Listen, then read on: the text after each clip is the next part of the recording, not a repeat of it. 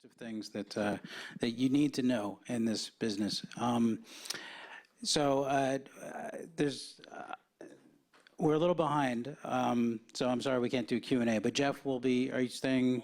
He's here on a panel later today too, and you guys can keep talking. Also, I see the conversations going on Twitter at hashtag Rise2017. So check that. See if there's any other questions and answers going on there as well. So we're going to move right along. You guys all know Donna Cusano. So Donna has been with us since what, 2009, 2010. She is awesome. Let's get a round of applause just for Donna Cusano. You know, I throw anything at her and she takes care of it. It's amazing. So if we could get just the regular deck up and just the page with less on it. We now have a Fireside Chat. And this is the first one we've ever done, so this is pretty cool for us. And not only is it the first time we've done that, we've got somebody who's regularly on CNBC and is the healthcare portfolio manager at E-Squared Capital. And we're having interviewed by the anchor from HealthTechTalk Live, Ben Chodor. Does everybody know Ben? Well, you'll meet him in a second. He's fantastic too. Also been with us since 2011. So when we do live streaming, we do all sorts of video stuff. He's the man behind that. But he's also the guy who started Haptique and a bunch of other stuff. So even the interviewer is an amazing guy here. So I'm not going to take any more of their limelight, and I'm going to invite both Ben Chodor and Les Fund. See, I have a way that I want to pronounce Les's last name because I've talked to a lot of VCs. So his last name is Funtleyder, but I think it's a D. So I think it's Funtleyder, you know. But it's not, it's Funtleyder. So Les, Ben, come on up. I'll let them introduce themselves a little bit too. So who wants to go first? Okay. Hence the fire. Okay, I'll be the fire. I'll just, no. Okay. Are you joining us? No, I'm not joining you. Thank you.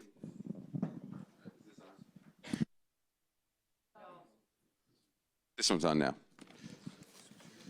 It's like rule one, turning on your microphone. If you can do that, you can do it. So Les, all right, before we even get into this, you're an author. You wrote a book on investing. You're a professor, right? You're an investor. And you sit on a couple boards, and you're a TV correspondent. All true. What do you do for free time? And I do bar mitzvahs and weddings. Weddings? Very cool. All right. So the first question I got before I go to you, to the audience, raise the hands. How many people in the audience are investors? Okay, so there's investors in the audience too. How many people are looking for investment? All right. How many people are neither of the above and are just here because I have no idea. Okay, free food and happy hour. All right, which is always a good thing. All right, first question. Is it a good time to raise money now? Short answer, it depends, which is not going to be the satisfying answer. It depends where you are and what you're doing. All right, if you're in New York and you're in this healthcare community that is sitting in this room with brilliant ideas. Therapeutics, yes. Yes. Healthcare IT, eh. All right, so would wearables and digital health fall in health IT? Yes. Okay. There are lots of pools of money out there, but I think the biggest problem is that a lot of investments were made in 2012, 2013, and now we're coming to the point where you need to harvest it, and none of them are making money. Right, and so investors are creatures of habit, right. And if they're not making money, they're not going to make other returns. And a lot of people invested in companies that were basically apps, and an app's a product, not a business, right? So it has to eventually show me the money. All right, so what criteria does E-Squared look at when it's looking at an investment opportunity? Right, and I should add, we are both a public investor and a private investor. Yes, you are. And we tend to skew towards later stage. So a lot of people throw us in the crossover bucket, but we do What's the definition of later stage for a lot of people? Is it profitable, or is it post 10 million? What makes you a later stage company? Again, it depends. Okay. But how we view later stage is 18 months to IPO or less. Okay. And because we invest both in therapeutics and services and IT. On the IT side, we've made investments pre-revenue and post-revenue. Okay. So we're indifferent in a way, and it's sort of valuation dependent. Okay, that makes sense. Yeah. So the question is, what do we look for? Well, first thing, and I'm gonna try to restrict my comments to sort of IT digital, because Yes. I kind of can't think that that's where most people are here. First thing is management. I mean, do they know what they're doing? Followed closely by, how do you make money? Okay. I cannot tell you how many people come to us with a great sounding idea, very high concept, but tell us, how do you make money? Okay. And we get a lot of blank stares sometimes. So just sometimes I look at my cat, like, Right. what do you mean? Can I bring that back a step? So when we talk management, like I'm a big believer, like you got to have a good product, or when you're not going to be at the table, right? Or have a good idea, you're not going to be at the table. Management is so important, but like, what do you look for? What makes a good manager? Because to me, there's three types of CEOs, right? There's a financial CEO, there's a sales and marketing CEO, and then there's sort of like the inventor, right? The guy who actually sat around, came up with an idea. What's like the best CEO? Or founder? The ones we find are most successful are usually people who've had some experience in a big company first and have decided that's not for me, but they've learned enough skills that they know how to manage people, like, how to delegate, you very rarely see a good product / financial so knows how to hire who knows their own skill set, has a vision generally, Right. and then just is thoughtful about operations and how do we execute. And even if you're not an operations guy, you're a big picture guy, you at least have the rough idea of what the operations people are talking about. And I did my time at Merck, and I'm fond of saying I got off for good behavior. Right. Also Empire Blue Cross, which sort of, it's like going from one prison to another. Yep. But these are very good training grounds for, how to do project management, which is in early stage companies are basically a large exercise in project management, well, but with capital added in for fun. Is it really important to you a founder or the CEO of a company has put skin in the game as well? Is not just a hired CEO, or you can't be a hired founder, so a hired CEO? We would prefer something, but the reality is not everybody's really rich. Right. So, something. But, if you were really rich, you wouldn't need an investor. You just fund it yourself. We'd actually worry sometimes when we see the really rich guys come to us for money. Right. Because why are you asking us for money? Right. And they're not usually the best at making decisions with other people's money. Oh, absolutely. It's crazy. All right. So what do you expect so if a startup, someone in this room meets you in the corner, having a cocktail? I would wait till you had a couple cocktails. But after you had a couple cocktails, what should he know? What should he be ready for? What are 3 or 4 questions you're going to ask him right away, and what do you expect him to have? Well, first question is, after cocktails, how do you make money? Right. And then second question is, what's your valuation? Because we are very valuation centric. And that's because our backgrounds are hedge fund. We actually are hedge fund people that came to privates as opposed to private people who seem to be moving to hedge funds. And we care. And we're a lot more cynical than I'd say many, especially West Coast VCs, who want to believe the best in people. We're East Coast hedge fund people, and we always just assume you're trying to rip us off. So, but your philosophy is more PE-like than as venture capital, who I want to boil the ocean and I'm expecting 100 times return, or it's a loss, as opposed to give me a 3 or 4 times return and it's a home run. Right. And actually, even in public markets, we have stocks that are 2x and 3x in 2 or 3 years. So with liquidity. So that's the hurdle rate for us. Evaluation, business plan, business model. Where are you going with this? What are you going to need the capital for?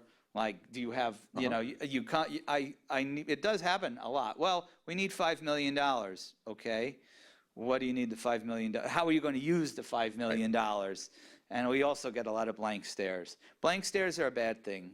Yep. If we ask you a question and you give us a blank stare. But I'll tell you, it happens with public companies too. When they do a secondary offering, we say, what are you going to use the money for? And we get a lot of blank stares too.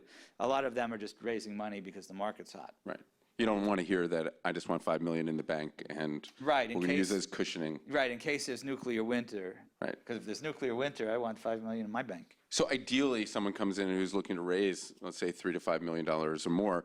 Are you hoping that they're at a point that they're already making money? I mean, and again, it doesn't have to be profitable, but there is revenue coming in. In a perfect world, yes. Right. But then I should say I'm also an investor in a lot of therapeutics companies, which have not going to make money for 5 or 6 years, and that assumes that it works. But then you're really investing in a product, where you think when it gets approval, it's going to really change the world, as opposed to assuming most of the people in this room who have ideas, it's something that's going to be patient-related, EMR-related, insurance-related. Right, and also with those kind of companies too, I'd add, understand who your target is. Where in which organization are you selling to? Yep. We do often run into because when we invest also, we also make introductions. Right. So where in the hospital are you, who should we make a call to? Right. And what do you think the sales cycle is like? And those are sort of more maybe second conversation questions, but it helps because if you don't know who you're selling to, it's awfully hard for us to make those introductions. All right, so let me now turn it around. So I know what questions you want to ask them, but what questions should everyone in this room is, they're interviewing you as well. And I think a lot of people forget when they have an idea and they're pitching it around, you got to interview the VC, you got to interview the PE firm, whoever you want to raise money from, because something has to come besides money. So like, what would you advise, not when they come to you, because obviously you're going to give them the best deal possible, but when they meet with other people, what should they be thinking of?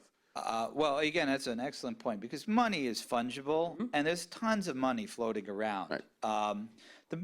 What I would ask as an entrepreneur is, what else can you do for me besides write me a check?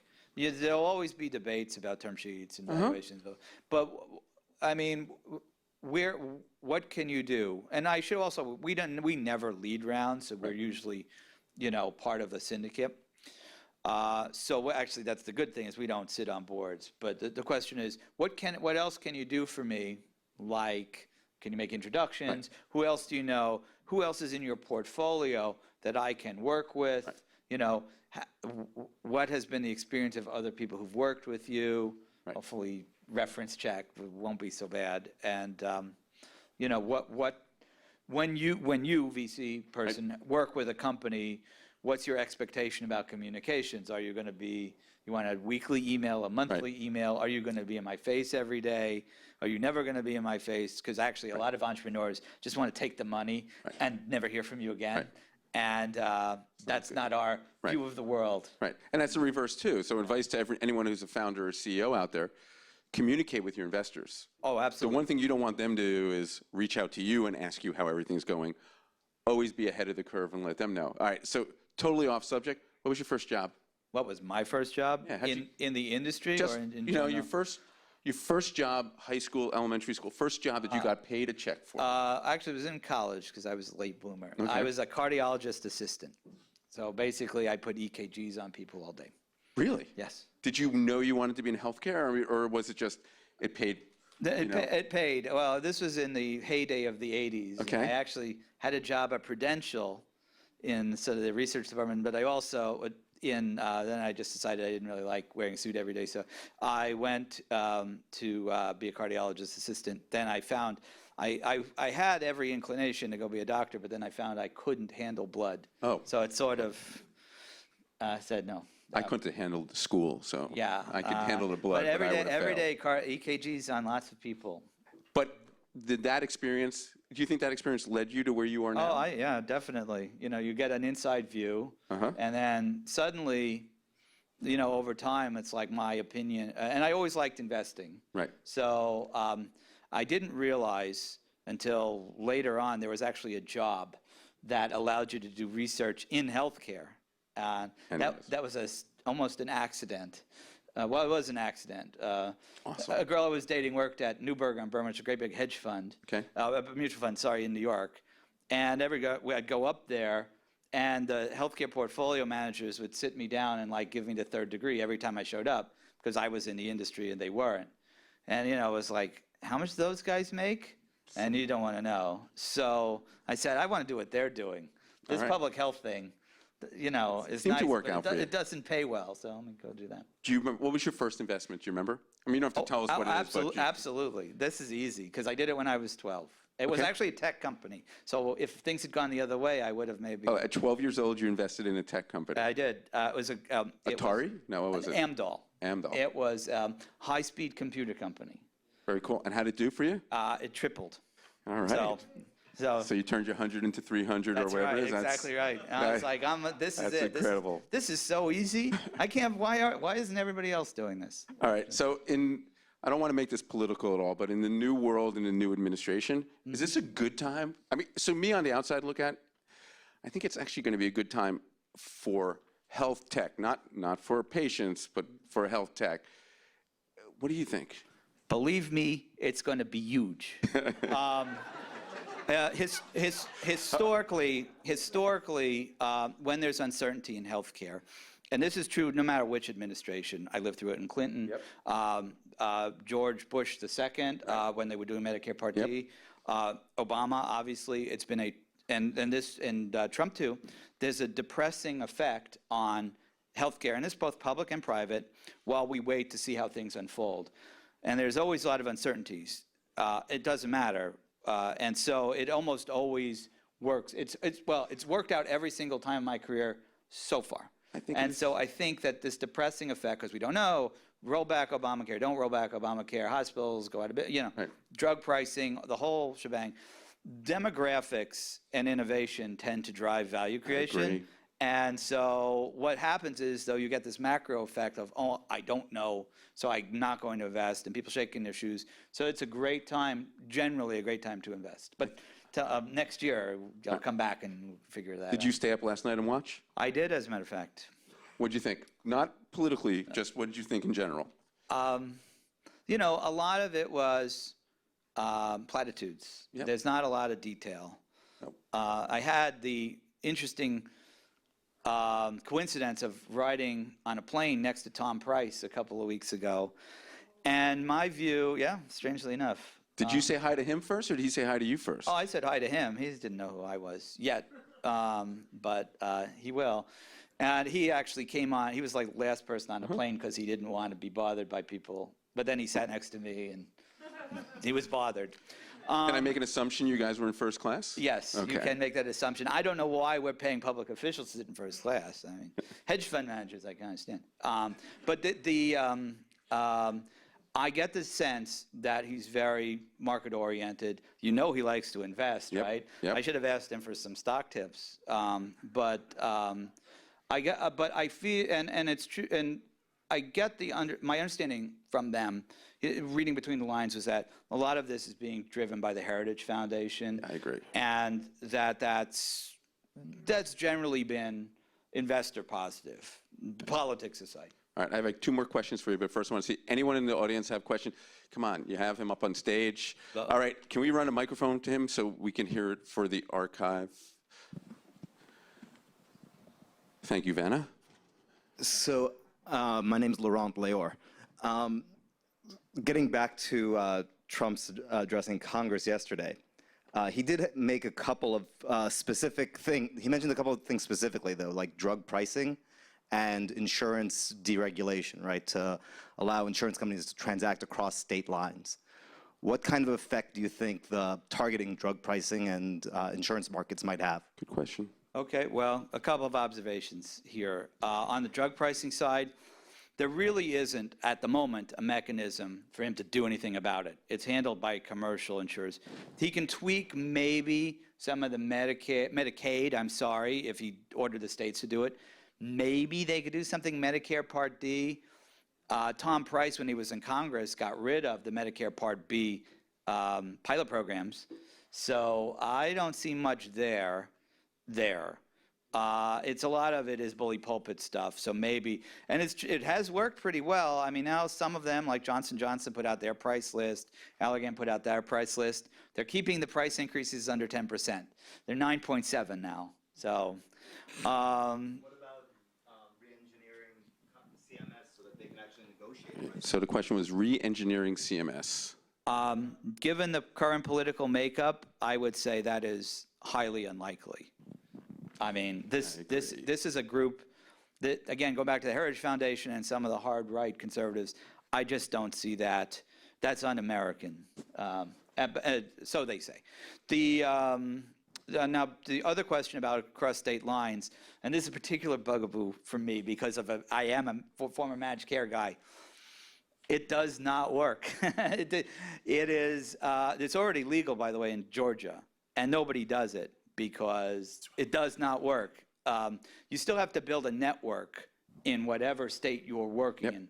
So it's basically the equivalent of using an Iowa real estate agent to buy New York real estate. You might save a little bit on the commission. You're still going to pay a lot for a condo here in New York. All right, we have time for one more question.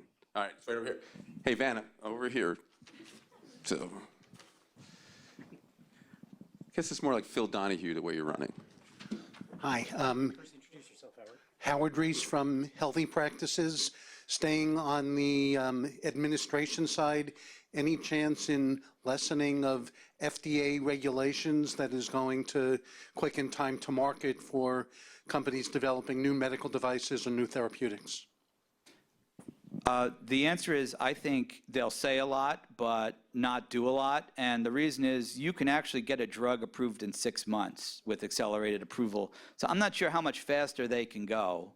I mean, it sounds great. It's like cross state lines. It makes perfect sense.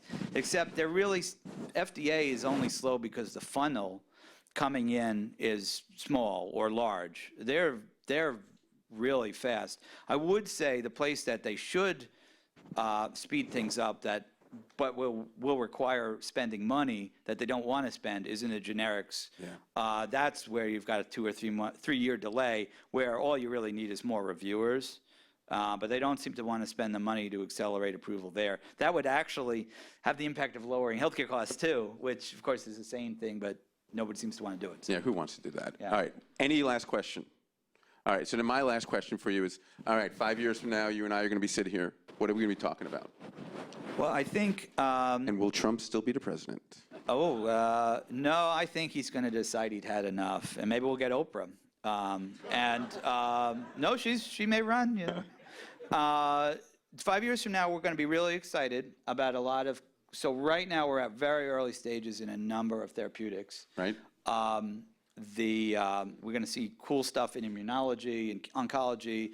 I just joined a board of a cardiomyopathy company. There's a lot of cool science out there. On the IT side, what's going to happen, and this is my view on where IT fits in the whole continuum, we're gradually breaking down silos between payers and providers and producers. And the IT, the digital, are going to be those products are the ones that are going to sort of bridge the gaps between the silos.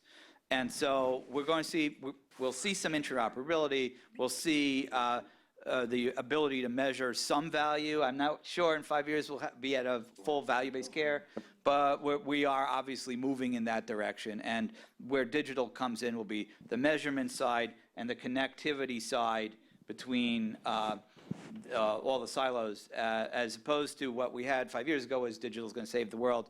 Now digital's going to help the world save itself. Great.